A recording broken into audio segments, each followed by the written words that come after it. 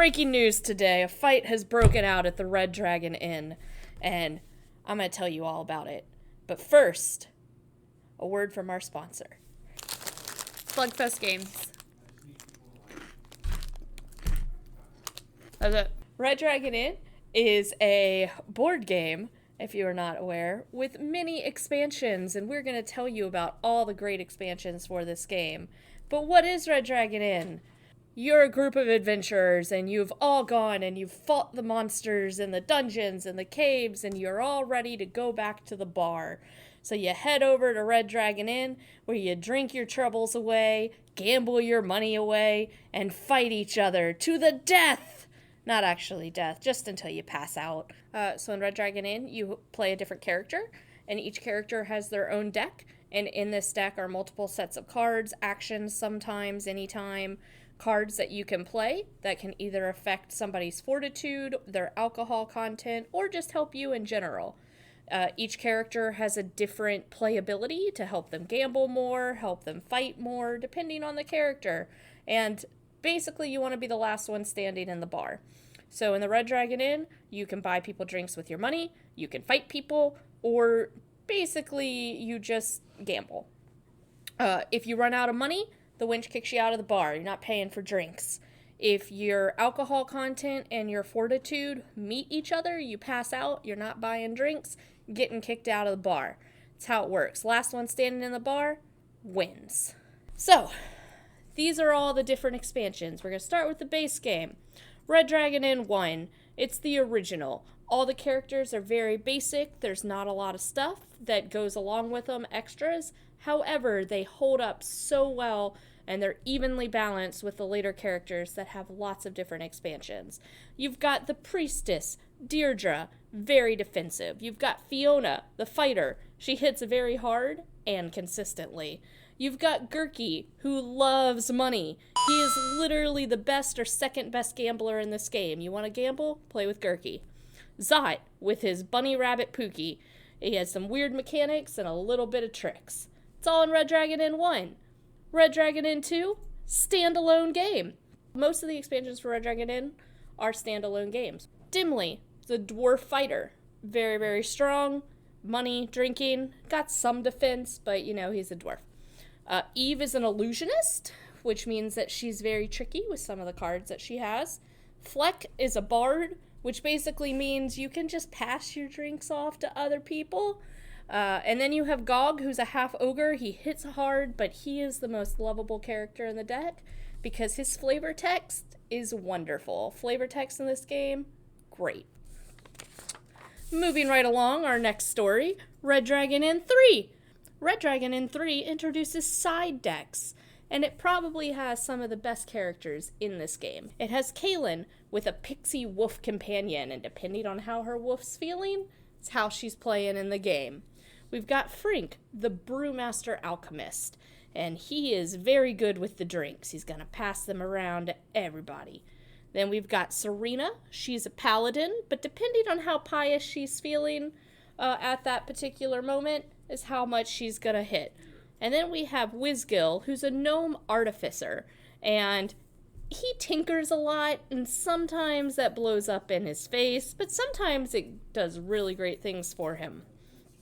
Then we're moving on to our next story, Red Dragon Inn 4, Pirates. Pirates, pirates, pirates.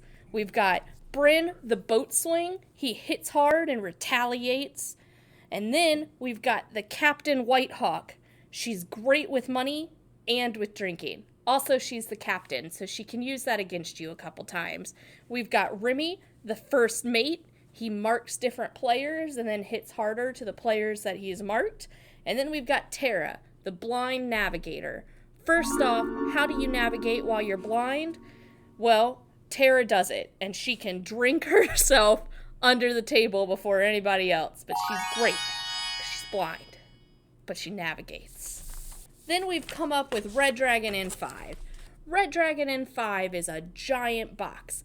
It introduces some very beautiful things. So in the first game, you end up with these very generic boards.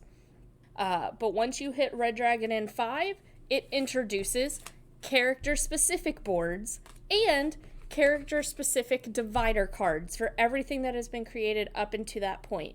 Each divider card explains every individual rule for that specific character, so it expands your game astronomically and gives you a whole box to sort everything in. Also, it's a standalone game as well. Comes with 4 new characters. It has Joran, the trickster. He's a mage with lots of weird tricks, and he plays with portals. So if you try and punch him, he throws up a portal, redirects it to somebody else. We've got Lizwick. It's a rogue with a big bag of tricks. Pulls into its item deck, pops out, big bag of tricks. Sarah, fleet-footed, very fast rogue. She's gonna steal from you. It happens. We have Zakhan, the drunken master. The more drunk he is, the heavier he hits. Also note, the more drunk he is, the more likely he is to pass out and get kicked out of the bar. However, he's so much fun to play. Lots of good flavor text with him as well. Moving on, Red Dragon Inn 6, the villains. They've introduced a whole new set of characters that you can play 2 different ways, villainy or not villainy. First, we have Amadir the Cursed. He's a mummy. He sends scarabs to attack all the players. We have Baron von Vlazo. He's a vampire.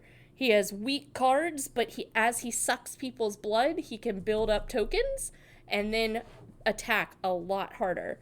We have Dereka, the Mind Breaker. She is essentially a Mind Flayer, but she affects cards in your opponent's hands and then draws extra cards while doing it. Plus, of course, she has one of the few cards that can cancel an action. There's, no cards in there in the game that does that. And then we have Torgal Snorf Dunkleton, the first of his name. He is a self-made goblin king, and he is very good with money. Him and Gurky are definitely the best gamblers in the entire game. He also has special money that's stamped. He creates his own counterfeit money. Moving on, Red Dragon Inn 7. Red Dragon Inn 7 brings us into our tavern crew. This time, all the people that work in the Red Dragon Inn that you've been dealing with this whole time, they're now here to also join in with the shenanigans. We've got Jasper the Bouncer, who's a very old wizard who doesn't take any gruff from anybody. We have Molly the Stable Hand, who has a side deck of different animals that she is working with, and some of those animals don't play well with others. We have Warthorn Redbeard. He's the tavern owner, and he has a whole story deck that can give you different effects throughout the game, depending on what story you're on. And of course, we have the Wench. The Wench brews up special drinks to give to everybody, which definitely hit just a little bit stronger. And that's all the base games. All the base games, like I said, they're standalone. You can pick up any one of the 7 and enjoy the game pretty much, and then you can mix and match those characters. So if you're into pirates, definitely pick up 4. If you want something more basic, pick up 1. If you want, the tavern crew and the Wench with special drinks, definitely pick up Red Dragon Inn 7. But what about all these expansions? Well, there's a lot of expansions. Most recently is O'Hara and Murgath. Our Havra is a priest of 4 divines, and you play with 4 different colors, and depending on the colors that you're mixing and matching together, it's cool. Murgath, he's got a hero with a cursed weapon.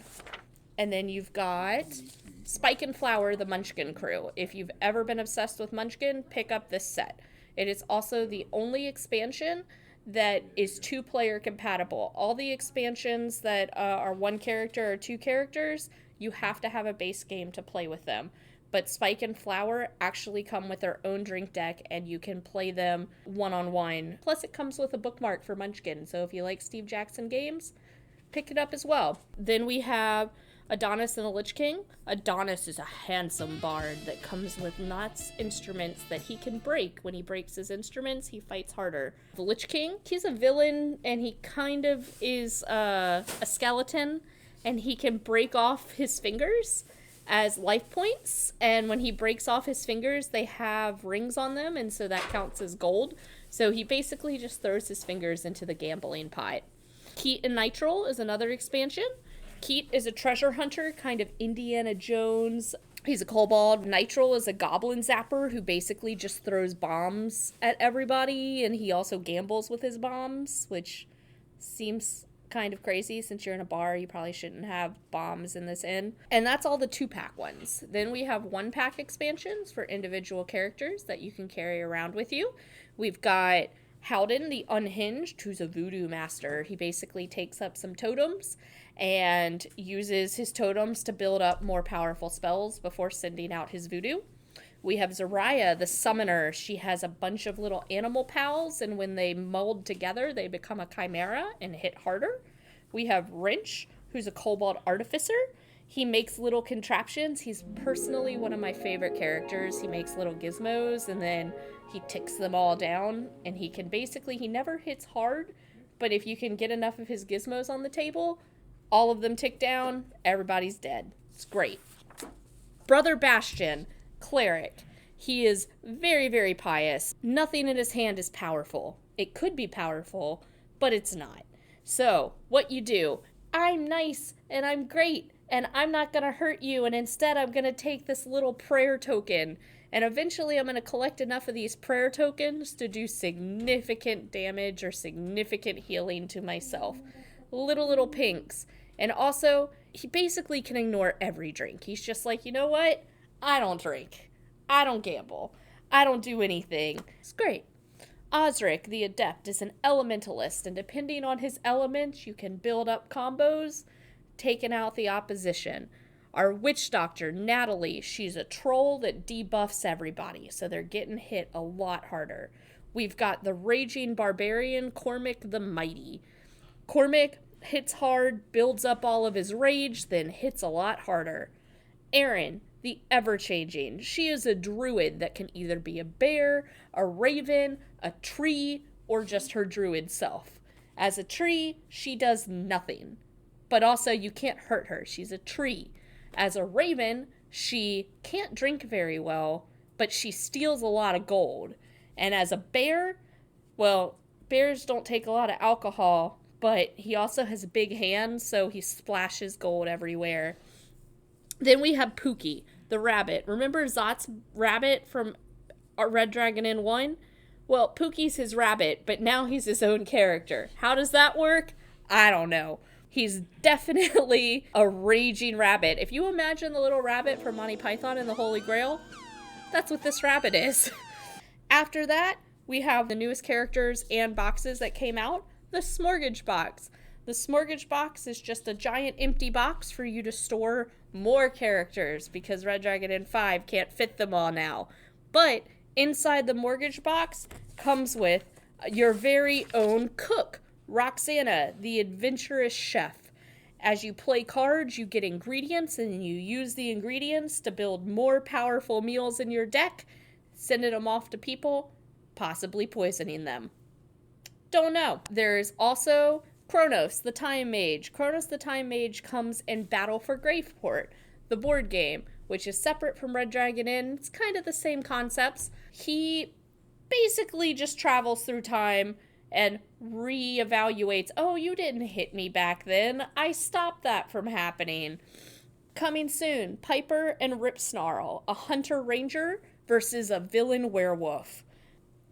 And that's it. That's all the characters and expansions that are out for Red Dragon Inn right now. Apparently the fight has ended in the Red Dragon Inn, and surprisingly, Pookie won. Again, it's weird. That rabbit ate Brother Bastion, and that's basically all that was left. The inn is now ready for the next set of adventurers. Hop on in, get some drinks, gamble some money, and don't get kicked out by the winch. Until next time, I'm Kendall, and this is some show I have yet to determine the name of.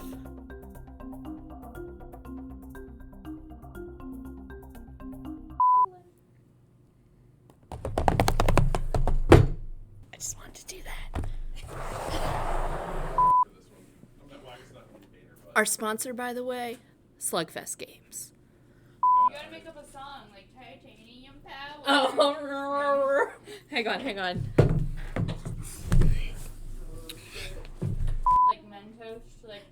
Here you go. When it comes to games. Staying fresh, staying cool. Slugfest is the way to go. 50 more characters coming from Slugfest. Double your pleasure, double your fun. Double the characters with Slugfest games. Slugfest. Slugfest, Slugfest.